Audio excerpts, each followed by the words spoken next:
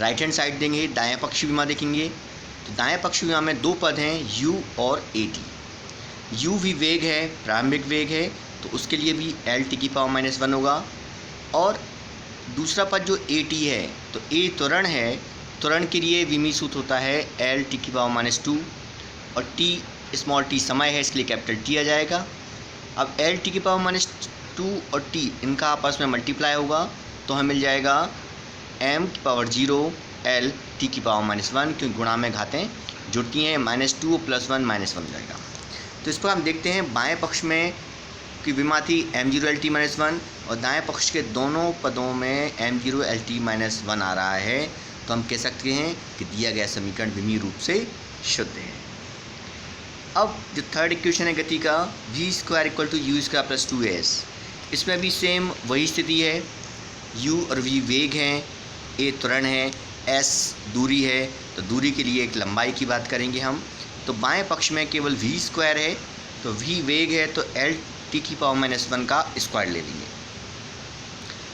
Square करेंगे तो m⁻0 l² हो जाएगा और t⁻2 हो जाएगा।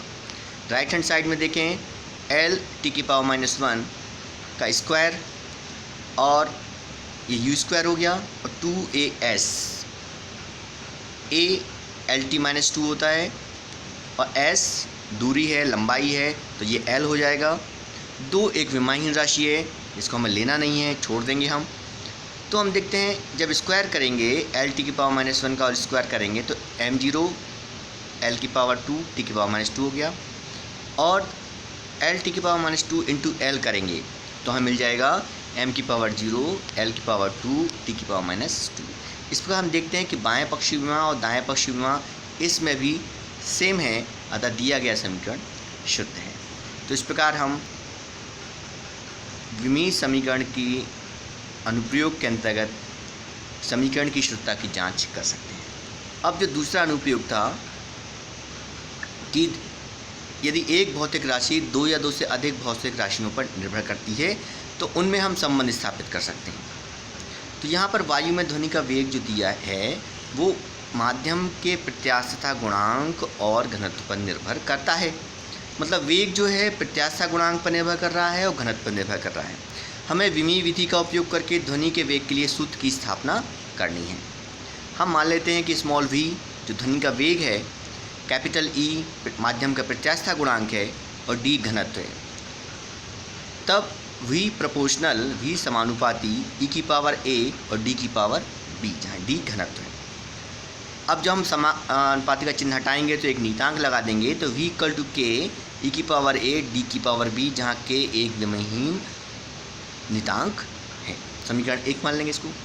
अब हम फिर से इन सभी बाएं पक्ष दाएं पक्ष में जो पद हैं उनकी विमाएँ विमीय सूत्र देखेंगे। v की विमाएँ l⁻1 वेग है, e प्रत्यास्थता गुणांक हमने जब विमीय सूत्र जो ज्ञात किए थे उसमें आप देख सकते हैं कि e की प्रत्यास्थता गुणांक की विमीय सूत्र कितना होता है, m l⁻1 t⁻2, तथा d की विमाएँ जो हैं m एल की पावर माइनस 3। ये घनत्व है, घनत्व बराबर होता है द्रव्यमान बटे आयतन। द्रव्यमान m है, बटे में आयतन l की घात 3 करेंगे तो l की घात 3 ऊपर पहुंचेगा तो -3 हो जाएगा। समीकरण 1 में हम v, e और d की विमाएँ रख देंगे। तो v एल टी की पावर -1, दाएं तरफ m l की पावर -1 t की पावर -2, पावर में a हो जाएगा, और m l की पावर -3 की पावर b हो जाएगा। घातों को जो a है इसको अंदर घातों में गुणा कर लेंगे, b को भी अंदर घातों में गुणा कर लेंगे, तो m की पावर a, l की पावर -a, t की पावर -2 a मिलेगा, और दूसरे ब्रैकेट में m की पावर b, l की पावर -3 b मिलेगा।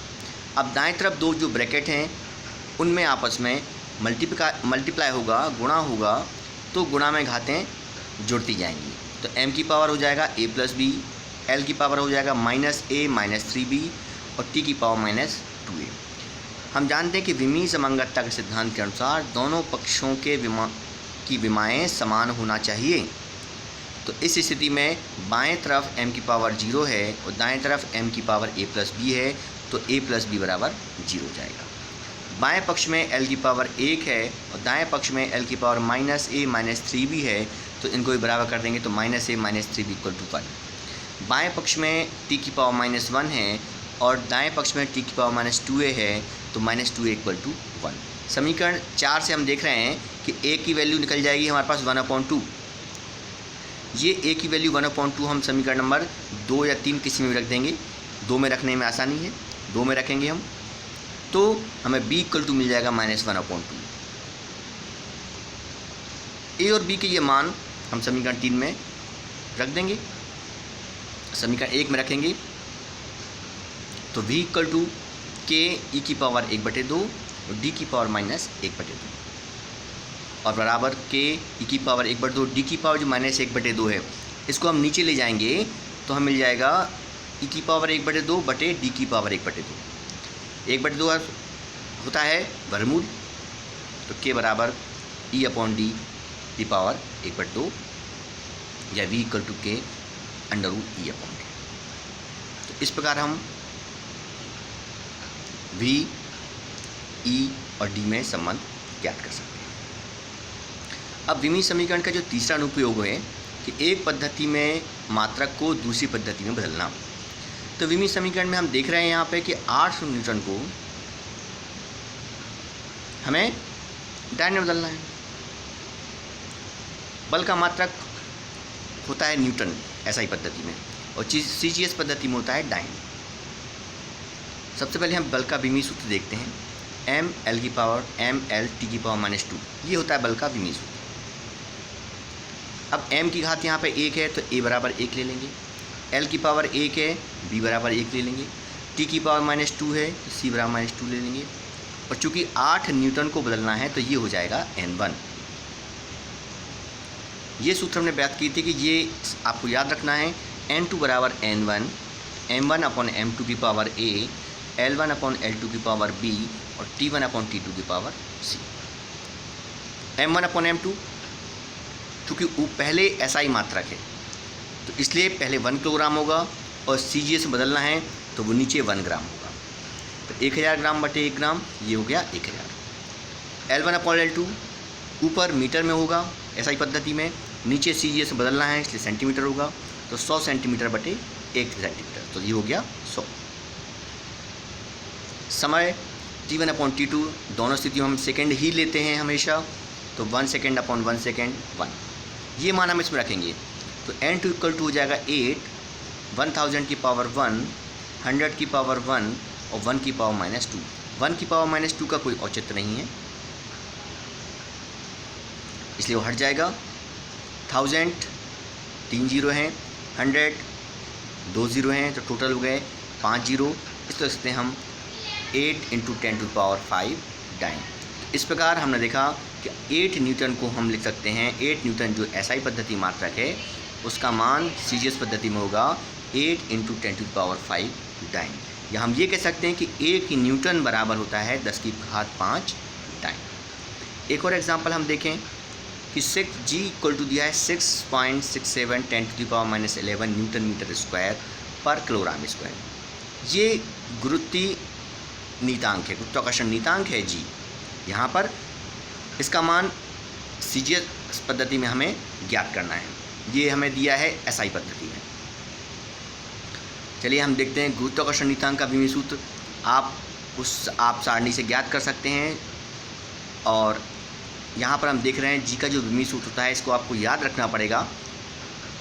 जी बराबर m की पावर -1 l की पावर 3 t की पावर -2, ये होता है गुरुत्वाकर्षण नीतांक जी का विमीय सूत्र। तो यहाँ पर एक बराबर हो जाएगा -1, b बराबर हो जाएगा 3 और c बराबर हो जाएगा -2, क्योंकि a b c क्रमशः m l और t की घातें होती हैं। वही सूत्र n2 बराबर n1 m1 अपन m2 की power a l1 upon l2 की पावर b t1 अपन t2 की पावर c दिया है। n1 = 6.67 10 to the power -11। अब यहाँ पर हम देख रहे हैं कि ऊपर एसआई पद्धति है और नीचे सीजीएस पद्धति है। तो m1 अपन m2 बराबर 1 किलोग्राम अपन 1 ग्राम। ये आपको हमेशा वही लेना है। ध्यान रखिए, जो पद्धति पहले होगी उसे ऊपर रखेंगे, जिस पद्धति में बदलना है उसे हम नीचे रखेंगे। तो 1 किलोग्राम बटे ग्राम 1000 बटे 1 1000 आ गया। L1 अपॉन L2 1 मीटर बटे 1 सेंटीमीटर 100 सेंटीमीटर बटे 1 सेंटीमीटर 100 हो गया। T1 upon T2 1 second upon 1 second = 1। ये निश्चित रहेगा, आपको इसी प्रकार लेना है। बस ये ध्यान देना है कि पहले कौन सी पद्धति है। जब हम सूत्र मान रखेंगे तो N2 = हो जाएगा 6.67 10 to the power -11, 1000 की पावर -1, 100 की पावर 3, 1 की पावर -2। ये a b c की वैल्यू है, इसको यहाँ ध्यान रखना है। a बराबर -1, b बराबर 3 और c बराबर -2 जो सूत्र में रखा हुआ है उसी को आपको रख देना है। तो हम देख रहे हैं 6.67 10 to the power -11 है और 1000 मतलब 10 की घात 3 ले सकते हैं, उसको घात में -1 है। 100 10 की घात 2 ले सकते हैं, घात 3 है। जब इसको हम पावर को मल्टीप्लाई करेंगे तो 6.67 10 to the power -11 10 की पावर -3 हो जाएगा यहाँ पर, और यहाँ पर 10 की पावर 2 × 3 6 हो जाएगा।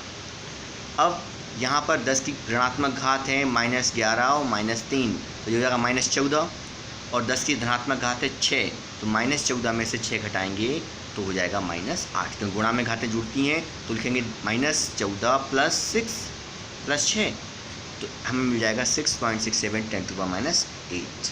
तो सीजीएस पद्धति में जो गुरुत्वाकर्षण नीतांक जी है, इसका मान हो जाएगा 6.67 10 to the power -8 9 centimetre square पर ग्राम स्क्वायर।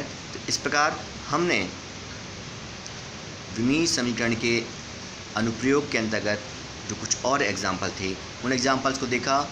आपको निश्चित रूप से इस एग्जाम्पल को समझने में आसानी रहेगी और विमीय समीकरणों का जो अनुप्रयोग है उनको समझने में भी आसानी रहेगी।